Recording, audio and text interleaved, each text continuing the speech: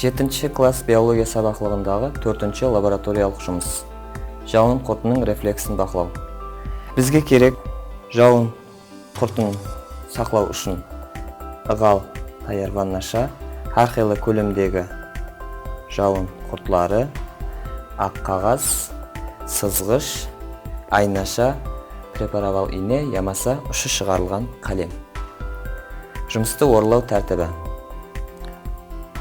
Жауын құртын қағаз үстіне қойып, оның денесінің алдыңғы тәрепіндегі жіңішке конус тәрепін һәм кейінгі денесінің томпақ бөлімін анықлам. Екінші, жауын құртын ақ қағаз үстіне қойғанымыздан соң, әрекетлену барысындағы сытырлаған сесті естің. Үшінші, жауын құртының құрсақ тәрепінен қолыңызды жүргізген уақытындағы оның түклерін бармағыңыз арқалы сезін. Соңынан жауын құртларымыздың біреуін айна үстіне қоямыз, екіншісін тегіс емес болған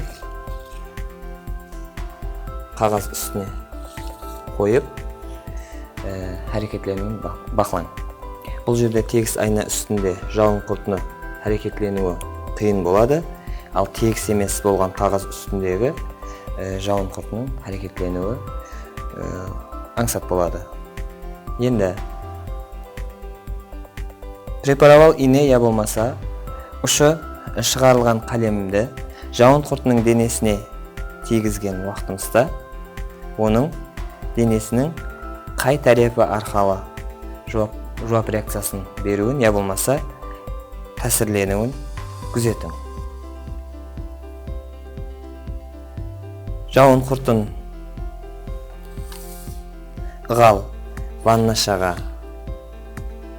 жіберің һәм